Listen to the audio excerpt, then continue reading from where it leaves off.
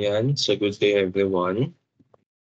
So, tapos na tayo sa unang lecture ng Module 3, which is yung all outside air supply. This time, we will consider yung recirculation ng hangin sa conditioned space. So, for example, this is yung topic natin sa all outside air supply. Tapos, ang gagawin natin, instead na ilalabas natin lahat ng hangin sa conditioned space, ay i-recirculate natin doon sa outside air.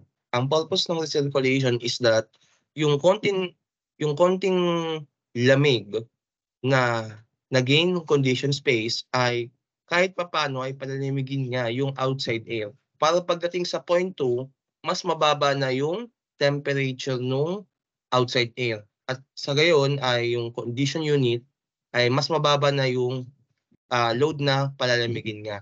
At mas makakatipid sa kuryente. Okay? Ayan.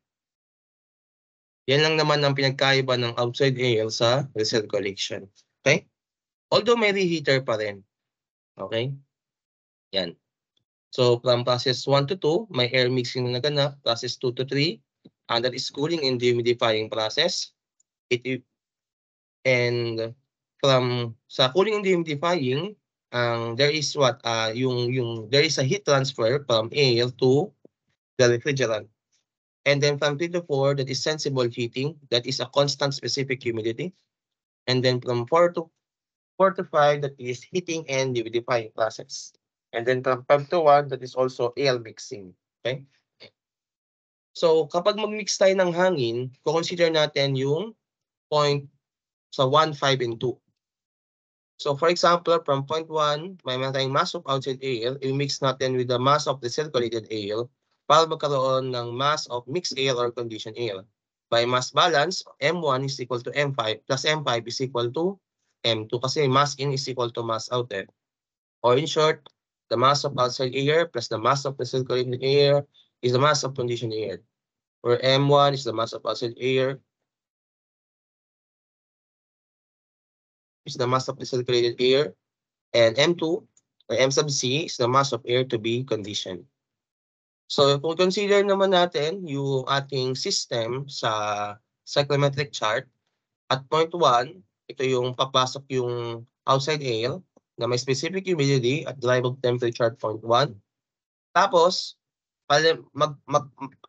mapupunta siya sa point 2 na may derived temperature to at specific humidity at point 2. This is further cooled and dehumidified until ma-reach nga yung saturation point at point 3. Alam natin, if not stated, ang point 3, ang relative humidity ng point 3 ay 100%. Sa point 3, may derived temperature at point 3. And from point 4, that is sensible heating, constant specific humidity with an increase in derived temperature. So specific humidity 3 is equal to the specific humidity at point 4.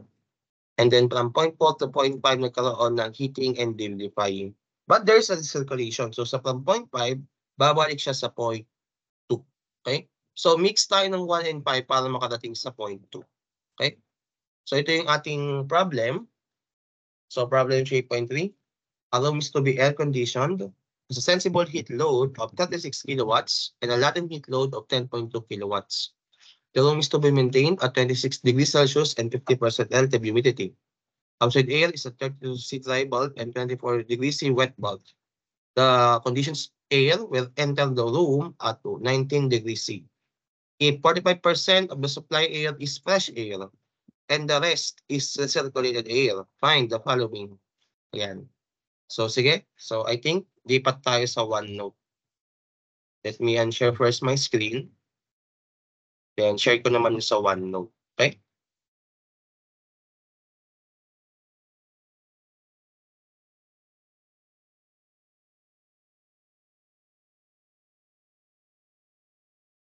Ayan.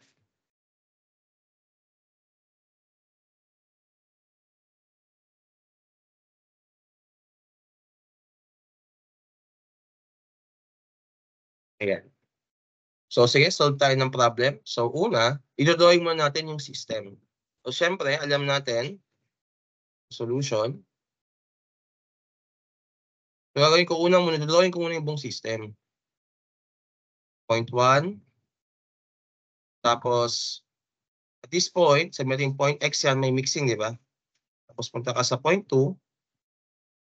Tapos dito yung air conditioning unit. Then, point 3.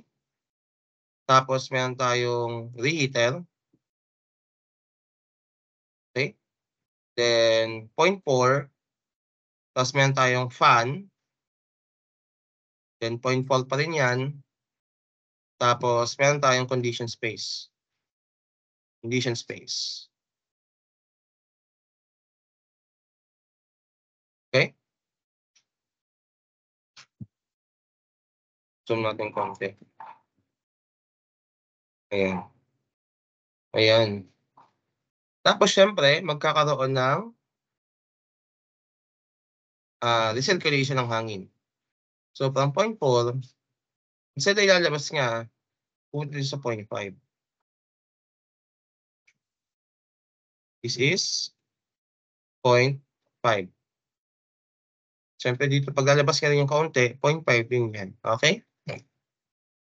So, a room is to be air-conditioned with a sensible heat load of 36 kilowatts and a latent heat load of 10.2 kilowatts. So, ang sensible heat load ng room is at 36 kilowatts and the latent heat load is 10.2 kilowatts. The room is to be maintained at 26 degrees Celsius. So, a drivable temperature ng room or 0.4 or the drivable temperature of the conditioned space is at 26 degrees Celsius and the relative humidity to be maintained is at 50%. Okay? And the outside air is at 32 degrees C dry bulb, yung available niya. So the drivable temperature of the outside air is 32 degrees Celsius. And the wet bulb temperature is at 24 degrees Celsius. The conditioned air will enter the room at 19 degrees Celsius. So, ibig sabihin, yung 19 degrees Celsius na yan yung supply air condition. So, yung supply air, yun yung supply nung fan. Okay? So, yan yung dry bulb temperature at 0.4, which is 19 degrees Celsius. Pero may sinabi ganito, if 45% of the supply air is fresh air, sabihin, 0.45 ng M supply is fresh air o yung outside air, and the rest is recirculated air. Okay? Yan. Find the following. Yan. Una, letter A. The volume flow rate of fresh air. So, ang hinahanap is the volume flow rate ng fresh air. So, yung volume flow rate ng 0.1 at supply conditions. So, hindi pala 0.1, sorry, my bad. Supply conditions, so sinasabi 0.4. Ano daw ang volume flow rate ng 0.4? Ang units nga ay cubic meter per minute. Sige. So, alam natin, ang volume flow rate, makakuha natin using ideal gas equation. No? So, yung PBMRT natin. Pero sa air conditioning, we have P sub M minus PB4. Volume flow rate at 0.4 is equal to the mass flow rate ng supply conditions, M sub, R ng air, tapos TDB4. Okay? So, wala tayong PB4. So, saan kukunin para makuha yung vapor pressure ng supply condition? So, we should solve for the requirements, yung mass of air or the mass of supply air or MA. Kasi alam natin dyan, ang M sub na sinasabi dyan, equal din yan sa mass of air, which is nasa definition ng sensible heat. So, from sensible heat load, so we have sensible heat is simply mass of air, CP ng air. But this time, instead na 3 to 4, magiging dry bulb temperature at 0.5 minus the dry bulb temperature at 0.4. So, solve naman natin ngayon ang mass of air or the mass of supply air. So, the sensible heat that is 36 kilowatts. Mass of supply air, CP ng air, 1.0062 kilojoules per kilogram degree Celsius. The dry bulb temperature at 0.5, that is at 26 degrees Celsius. So, 0.5 pala to guys, my bad. 0.5.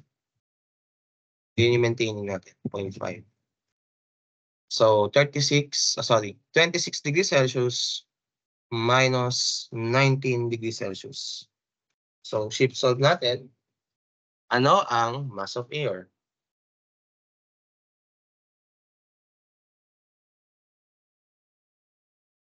So, ang sagot sa akin, ang mass of air in kilograms per second, that is 5 in 4 significant figures, 111 kilograms of air per second. Okay? Ayan. So, may mass of air na tayo. Kunin naman natin yung isa pang variable from the latent heat load. So, alam natin ang latent heat load, that is the mass of H2O that must be evaporated from the conditioned space times the latent heat of vaporization, or the HFG, or the latent heat of, or the enthalpy of evaporation at 0 degrees Celsius. Okay? And ang ME natin, solve natin yan, that is mass of air, plus the change in specific humidity, so W sub 5 minus W sub 4 times HFG at 0 degrees Celsius. Sige, solve natin ang W sub. So, wala pa pala tayong W sub 5. So, dito sa kabilang na lang. So, for W sub 5, kunin natin yung properties ng moist air at 0.5. So, alam natin, from 0.5, we have RH5 is simply PB5, PSAT, at TDB5. So, from steam table, kunin natin ang PSAT at 26C. So, punta tayo sa table 1. So, ang RH5 natin is 50%, so 0.50. Okay?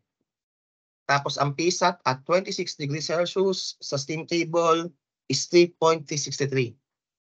3.363 kilopascals from table 1, then PB5, then ship solve, ano ang PB sub 5? So we have 0.50 is equal to PB5 over 3.363. Ship solve, so we have 1.682 for significant figures. Kilopascals. Then solving for W sub 5, we have W sub 5 is simply 0.622 PB5 P sub M minus PB5. Take note, walang binigay na pressure ng moist air, the pressure of the mixture. Kaya ang gagawin natin, we can assume that is under atmospheric conditions.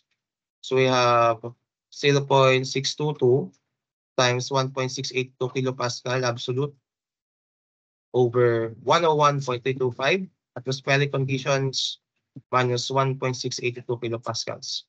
So on W sub 5, that is what? Sige, pa-calculate. So sagot ko, that is 0.01050. 0.01050. For significant figures. Kasi 499 siya eh. Kilograms of vapor per kilograms of dry air per kilograms of air. Okay? So may W sub 5 na tayo, we can solve for W sub 4. Okay? Hence, ang Q sub L, that is 10.2 kilowatts. 10.2 kilowatts, the mass of air is 5.111 kilograms of air per second. Ang W sub 5, that is 0.01050 minus W sub 4. Ang HFG natin, that is 2,500. Okay? Ano siya? Approximate HFG ng 0 degrees Celsius. Okay? So, ano ang W sub 4? Ship solve.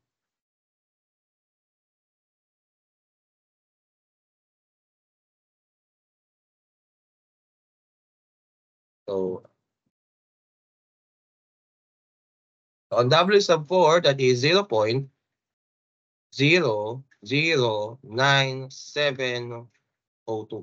Kasi dito nakalagay sa calcu, 9.702 times 10 raised to negative 3. So, 1, 2, 3 yan. Units, that is kilograms of vapor per kilograms of air. Okay? So, nasolve natin ang W sub 4. Kukunin naman natin ang vapor pressure ng 0.4 using the definition of specific humidity. For PB4, so we have W sub 4 is simply 0.622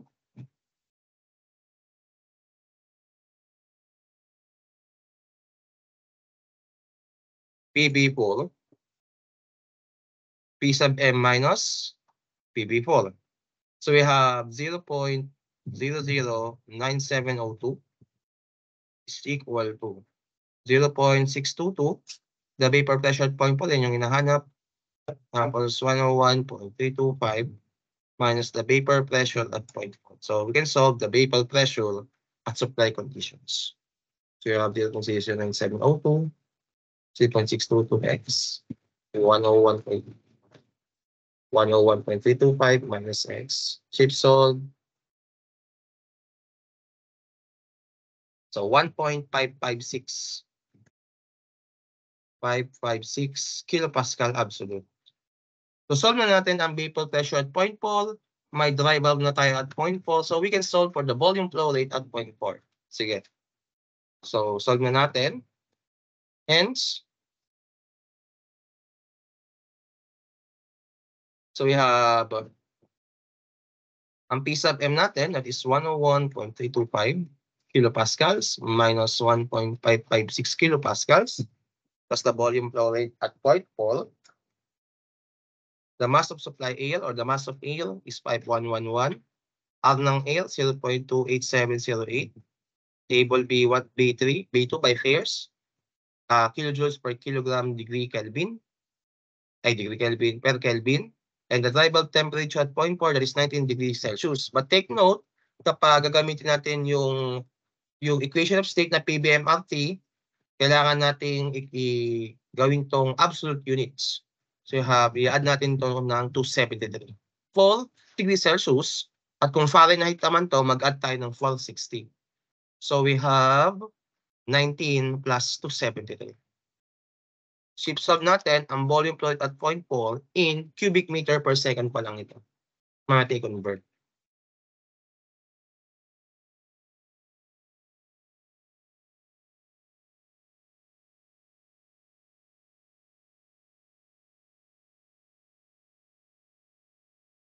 So sagot, that is 4.294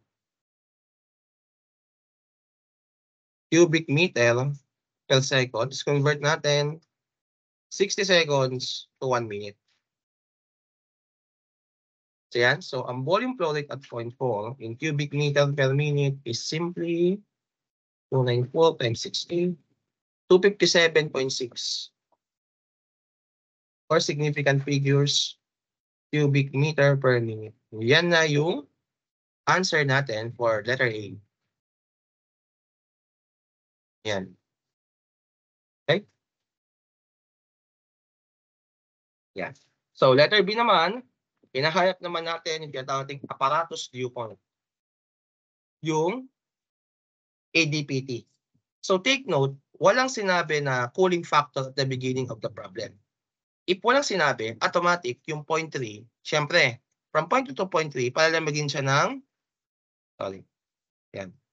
Palamigin siya ng cooling coils. Siyempre.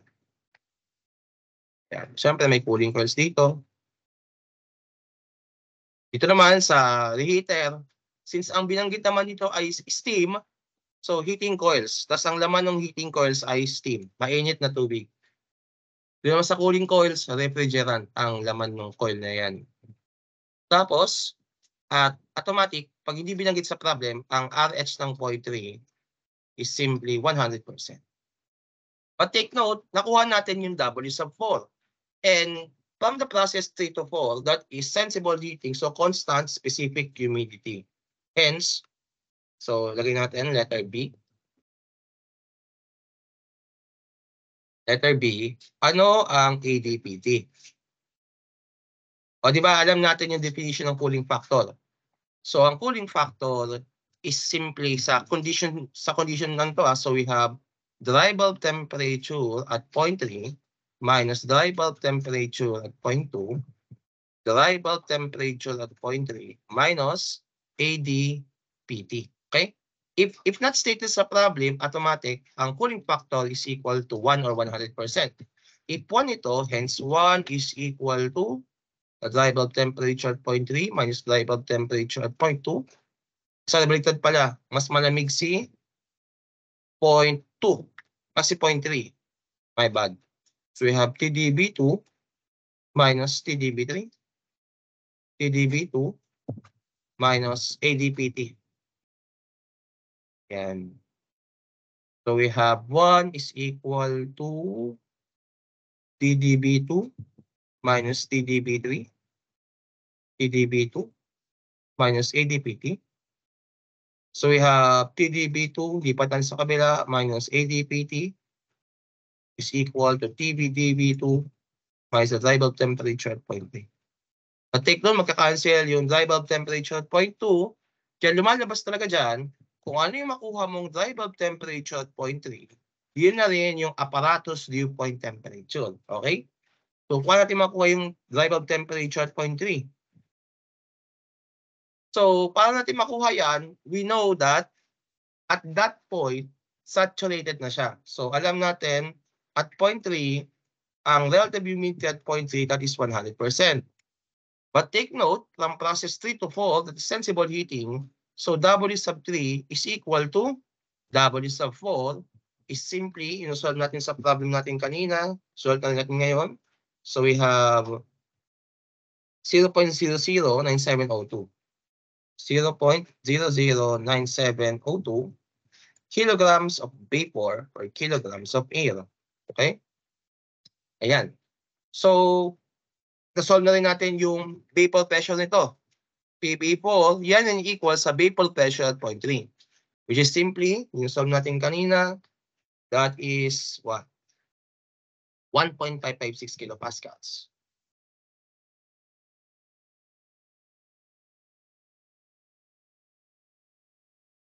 At alam natin, at RH is equal to 100%, ang dry bulb temperature ay equal na sa wet bulb temperature at equal din sa dew point temperature.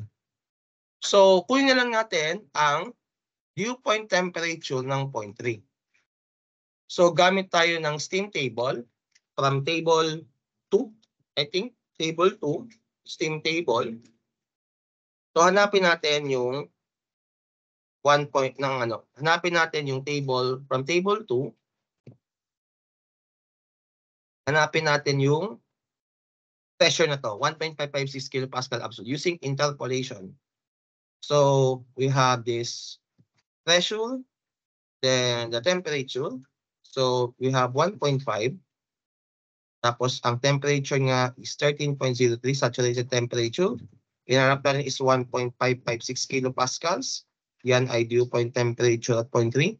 Then we have 1.6 kilopascals. And we have 14.02. Sige? So, gamitan natin ng pangmalakasang mode stat, mode 3 to. So, 1.5, 1.6, and 13.03, 14.02. So, we have 1.556, and we have 13.58 kilopascals, degrees Celsius. So, ang dew point temperature at point 3, using, Caltech, yung 1.556 Y hot, ang nakuha natin is 13.58. So, ang dew point temperature at point 3, that is 13.58 degrees Celsius. Yan na rin ay equal sa dry bulb temperature ng point 3. 13.58 degrees Celsius. At yan na rin yung apparatus dew point temperature. That is 13.58 degrees Celsius. Okay? O, yan yung sagot sa letter B. Yan. Yan. So, letter C naman tayo. So, for letter C, ano naman ang refrigeration load in TOR or TOR or tons of refrigeration? Wait lang.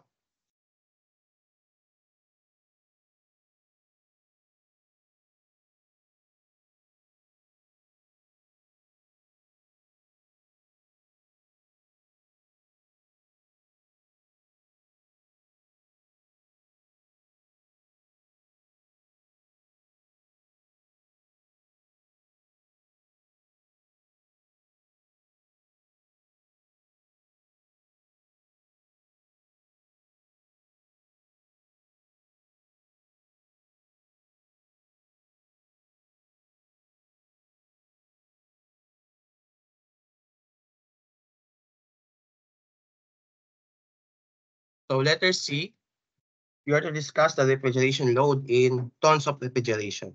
So, this time, check naman natin yung system ng air conditioning unit from 2 to 3. Okay? Sige. So, letter C, hinahanap yung tons of refrigeration or the cooling load, no? Or Q sub A natin. Letter C, ano ang QA? In tons of refrigeration. O, di ba? So, alam natin, ang cooling load is simply mass of supply air. Kasi tingnan nyo, what supply air ang binanggit ko? From point 4, nandyan yung mass of supply air or mass of air. Siyempre, yan din yung dadaloy sa point 3. At yan din yung sa point 2. Okay? But take note sa point 1, meron tayong mass of outside air. Sa point 5, meron tayong mass of recirculated air or MR. Okay? So, yan. So, mass of air dapat. So, we have mass of air. Mass flow rate ng supply air. Tapos, H2 minus H3. Bakit nauna yung H2? Kasi at point 2, for sure, mas mainit yan kaysa sa point 3. Kaya ang purpose ng air conditioning unit is palamigin yung hangin to cool and also para mas malamig pa, dehumidify. Ibaba natin ang moisture content ng hangin. Okay? Ayan.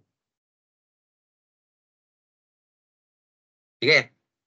Para mas tayo, kailangan mo natin makuha yung enthalpy ng point 2 and enthalpy ng point 3. I think mas madali ang point 3 kasi given na tayo. For point 3, at point 3, we have the RH at point 3, that is 100%. And the dry bulb temperature at point 3, nakuha natin, that is 13.58 degrees Celsius. At alam natin, the enthalpy, the specific enthalpy is CP ng air, the dry bulb temperature at point 3, the specific humidity at point 3, which is equal to the specific humidity at point 4, so meron na tayo, then Hg at dry bulb temperature at point 3. So wala pa tayong Hg at TDB3. So pwede rin natin kunin dito sa table 2. So you have Hg at temperature at pressure, given pressure.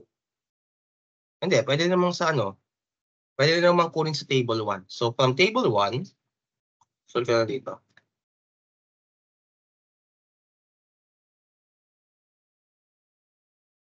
From table 1, so we have, hanapin natin yung 13 and 14. So we have temperature. Then we have also Hg. So at 13C, ang Hg nga ay 2525.3. The saturated vapor condition. Then 13 to 2525.3. Then 14 degrees Celsius, we have 2527.1. So ang hinahanap is 13.58. So 13.58. Then Hg at TDB3. Ano ang Hg at TDB3? Sige. Mode 3.2. Mode 3.2, 13, 14. So we have 2525.3, 2527.1. So we have 13.58 Y hat. That is 2526.3. So 2526.3 kilojoules or kilograms of vapor. Okay? Solve na natin. So we have H3 is simply 1.0062 kilojoules per kilogram degrees Celsius. The dry bulb temperature at point 3, that's 13.58 degrees Celsius. Plus the specific humidity at point 3 is 0.009702 kilograms of vapor per kilograms of air. And Hg is 2526.3 kilojoules per kilogram of vapor. So ang specific enthalpy at point 3 is simply, sige, takalculate.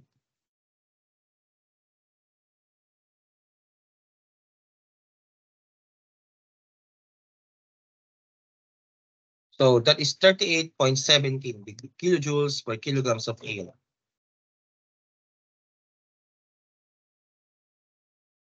Yan muna ang enthalpy ng point 3. So para makuha natin ang enthalpy ng point 2, kailangan natin i-consider yung mixing air. Okay? So alam natin, sige, gawin muna natin yung mixing air, no? So we have this 0.1. Meron tayong mass of outside air. Ito yung mixing condition.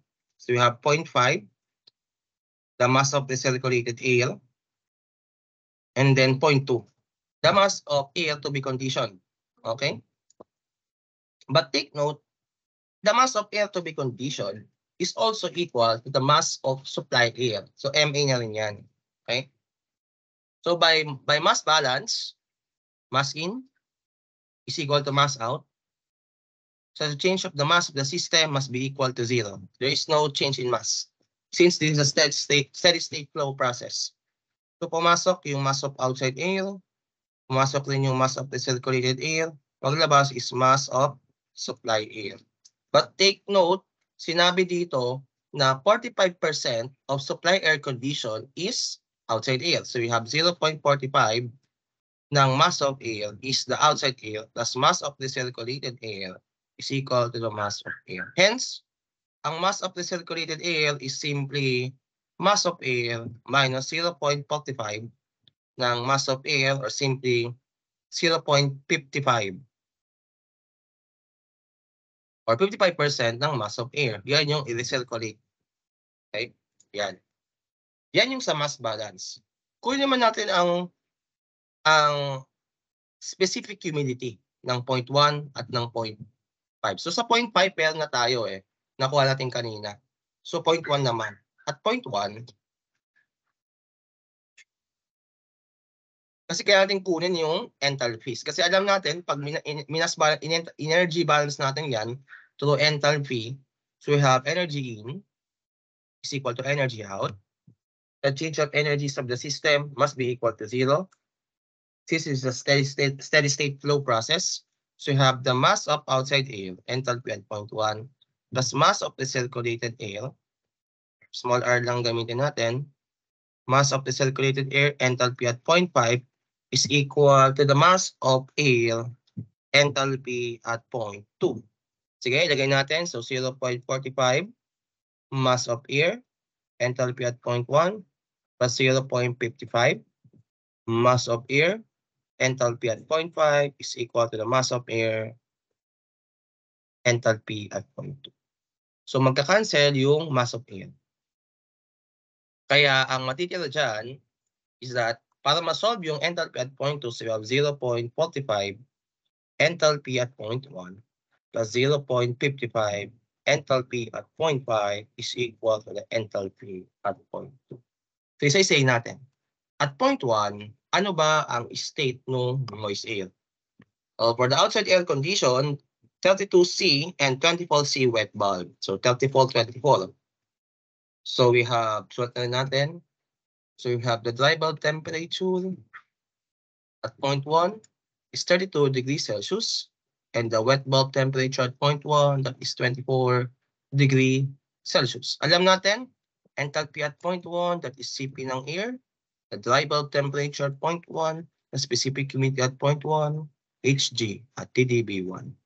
So paano makukuha? So meron tayong dry bulb temperature at 0.1. Meron naman tayong CP ng air, standard yan. Para makuha ang specific humidity at 0.1, kailangan ng vapor pressure at 0.1. Kasi the specific humidity is a function of the vapor pressure. So kailangan natin gamitin yung Carrier's equation. So for the Carrier's equation, so PB1, dito natin isulat sa kabilang side. So we have the Carrier's equation. So we have PB1 is simply yan. So we have P sub F, sorry. So we have PBW at 0.1 minus P sub M minus PBW at 0.1. Then the dry bulb temperature minus the wet bulb temperature over 1546.82 minus 1.44 T wet bulb at 0.1. Yan. So, ang vapor pressure at wet bulb conditions, that is 24C. Punta tayo sa table 1. At 24C, that is 2.985 kilopascals. Sige, sulat natin.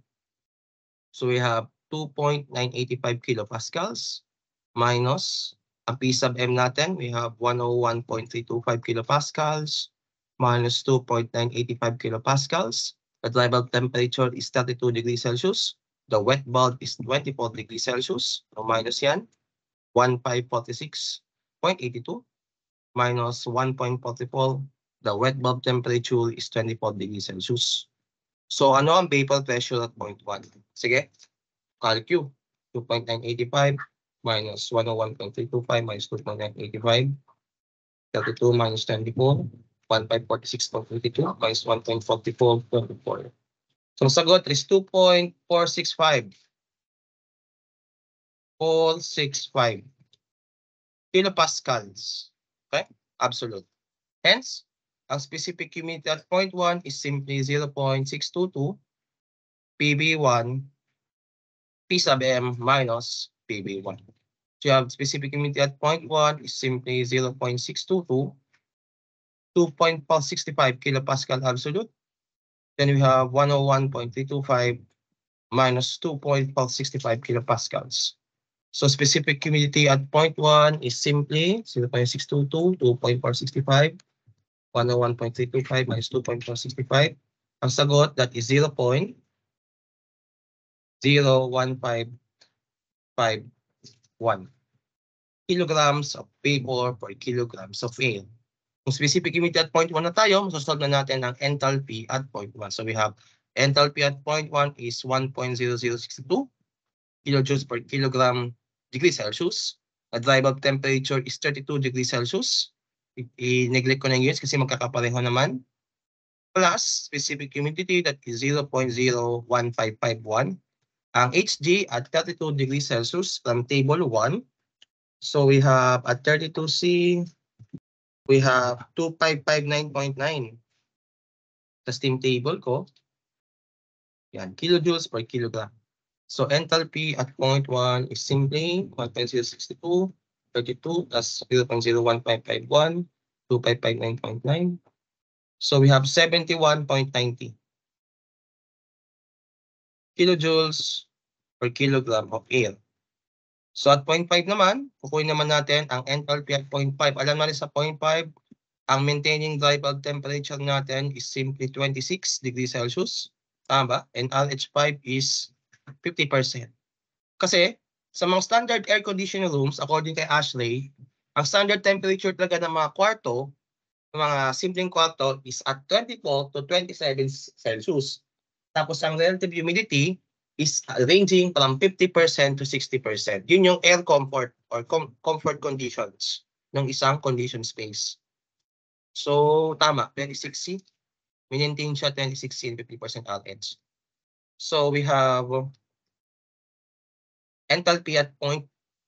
So enthalpy at 0.5 is simply Cp ng air, dry bulb temperature at 0.5, plus W sub 5, Hg at TdB5.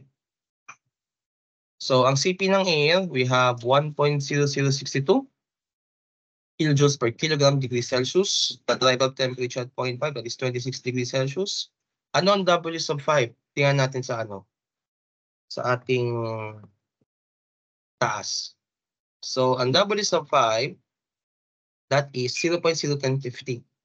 So plus 0.1050 kilograms of vapor per kilograms of air. So ang Hg at 26C, from table 1 at 26C, that is 2549. Sakto. 2549.0. Yan. Kilojoules per kilogram of vapor. So ang enthalpy at 0.5 is simply, sige, pa-compute.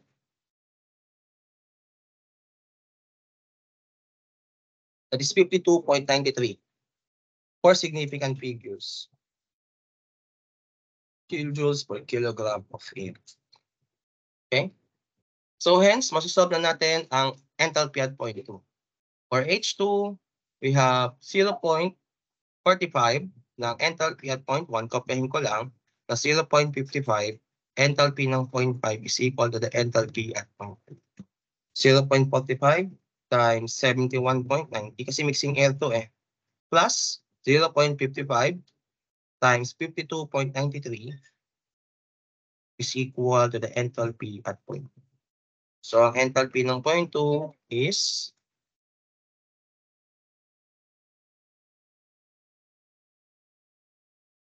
61.47 kilojoules per kilogram of air. So, may enthalpy at point 2 na tayo and enthalpy at point 3 na tayo. We can solve for the sensible heat load. For the cooling load. For QA, yung cooling load natin, so we have, so call it QA is simply the mass of supply air, enthalpy at point 2 minus enthalpy ng point 3. So we have 5.111 kilograms of air per second times 61.47 minus ang enthalpy ng point 3, na-solve natin kanina, that is 38.17. So we have 38.17. And that's in kilowatts na. Solve natin in terms of kilowatts. Baka magamit natin mamaya. So we have 119.1 kilowatts. Tapos convert natin into torr. So alam natin 3.517 kilowatts is 1 ton of refrigeration. So yan. So 119.1, 0.517. So we have 33.86 tons of refrigeration. Yan. Yan yung final answer natin for letter C. Okay?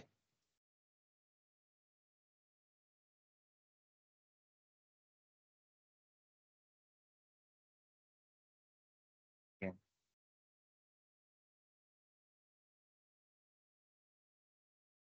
I think that's it muna. ABC muna. Tapos yung continuation, D, E, F, G. Madali na lang yung iba. Okay? Sige.